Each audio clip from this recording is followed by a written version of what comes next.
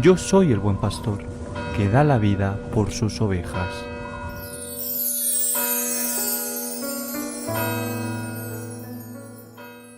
El Señor esté con vosotros. Y con tu espíritu. Lectura del Santo Evangelio según San Marcos. Gloria a ti, Señor. En aquel tiempo se acercó a Jesús un leproso, suplicándole de rodillas: «Si quieres, puedes limpiarme». Compadecido extendió la mano y lo tocó, diciendo: «Quiero, queda limpio». La lepra se le quitó inmediatamente y quedó limpio.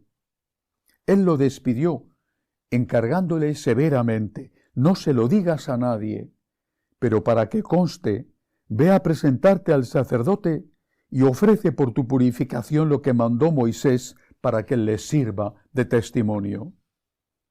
Pero cuando se fue, empezó a pregonar bien alto y a divulgar el hecho, de modo que Jesús ya no podía entrar abiertamente en ningún pueblo, se quedaba fuera en lugares solitarios y aún así acudían a él de todas partes.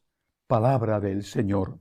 Gloria a ti, Señor Jesús. Recuerdo haber visto en una ocasión, hace unos años, un reportaje sobre un joven que había sufrido un milagro extraordinario, una curación en Lourdes siendo un niño. La madre le había llevado pidiéndole a la Virgen ese favor y efectivamente había quedado completamente curado. El reportaje mostraba la vida actual en ese momento de ese joven. Habían pasado unos años de niño completamente sano, se había curado y llevaba la vida de un joven sano, moviéndose. Pero ese joven estaba alejado de Dios, no practicaba, y la madre sufría porque llevaba una vida contraria a lo que ella le había enseñado y que, por supuesto, no tenía nada que ver con la gratitud que debería tener por haber sido curado. Me impresionó mucho, mucho.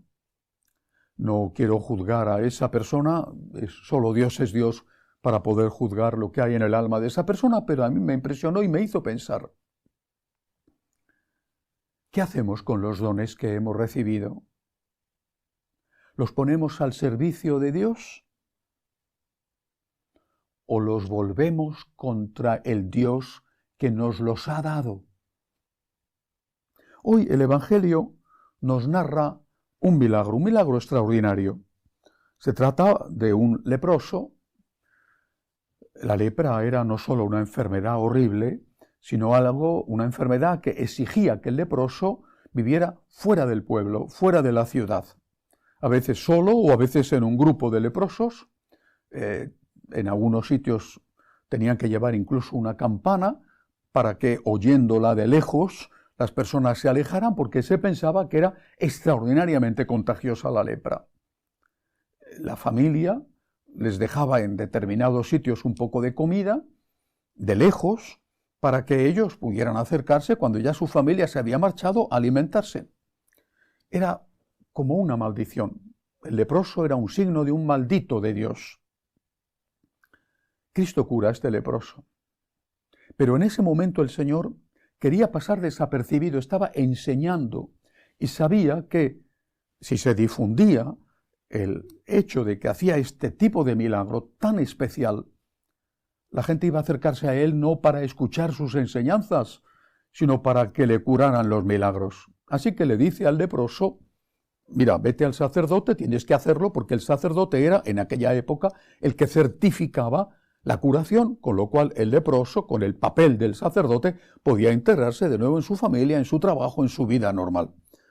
Y le dice: no se lo digas a nadie, pero para que conste, ve a presentarte al sacerdote y ofrece por tu purificación lo que mandó Moisés. Bueno, ¿qué hizo el leproso? No sé si tenía alguna intención malvada, no lo creo, pero desobedeció a Cristo. Cuando se fue, empezó a pregonar bien alto y a divulgar el hecho, de modo que Jesús ya no podía entrar abiertamente en ningún pueblo. se quedaba afuera en lugares solitarios y aún así acudían a él de todas partes. El leproso, que había sido un marginado, que tenía que vivir fuera de los poblados, en lugar de agradecerle a Cristo, le perjudica, desobedeciéndole. Y Cristo ahora tiene que ocupar el lugar del leproso, no porque esté él leproso, sino porque el leproso le ha desobedecido y ahora es él el que tiene que estar viviendo en despoblado, durmiendo en los campos. Ha cambiado su lugar. Se ha puesto en el lugar del leproso. Ahora es él el marginado. Pero no lo ha hecho porque quisiera hacerlo. Lo ha hecho porque ha habido una desobediencia que le ha provocado esa molestia que no era pequeña. Me recuerda ese ejemplo que he puesto del joven que fue curado en Lourdes, pero que después vivía al margen de Dios. Me recuerda a eso lo que le pasó con el leproso. Cada uno de nosotros posiblemente tiene en su vida testimonios de curaciones, de milagros. Yo desde luego los tengo. No los puedo olvidar. Cosas portentosas que me ocurrieron y que me salvaron de gravísimos peligros. No por mérito mío, es decir, nunca es que yo he hecho un milagro, y mucho menos que me lo he hecho a mí mismo, pero soy consciente de que Dios ha intervenido en mi vida de una forma especial. La Santísima Virgen, protegiéndome en determinados momentos de algo que hubiera supuesto mi muerte. Una vez tuve un accidente de tráfico espantoso. El coche se cayó por un precipicio. Hubiera podido morir aplastado. De hecho, el coche quedó destrozado, imposible de recuperar. Y no me pasó absolutamente nada, ni un rasguño. Y así, en otras ocasiones. Si Dios te ha dado, no vuelvas contra Dios los dones de Dios. Ponte al servicio de Dios. Pon esos dones al servicio de Dios. ¿Qué te ha dado? Una buena familia, cultura, inteligencia, salud. ¿Vas a poner esos dones de Dios en contra de Dios? Si Dios ya ha hecho un milagro en tu vida, ¿vas a dedicarte ahora con ese milagro a ofender a Dios? Por lo menos, ten una actitud de conversión permanente, de arrepentimiento, de decirle a Dios, te voy a dar todo lo que pueda darte, quizá no puedo darte más, pero todo lo que pueda darte. Y eso también tiene que ver con la vocación.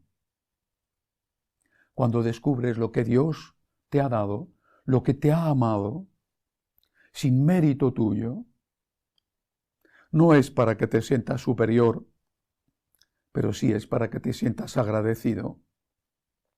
Tu Señor me has amado, tu Señor me amas. Aquí estoy, Señor, para hacer tu voluntad. ¿Qué sería de mí sin ti? ¿Qué habría sido de mí sin ti? Aquí estoy, Señor, para hacer tu voluntad. No quiero volver contra ti tus dones. Quiero ponerlos a tu servicio. Cuando San Francisco comprendió y descubrió el amor de Dios, ya nada tuvo sentido para él más que amar a aquel que tanto le había amado.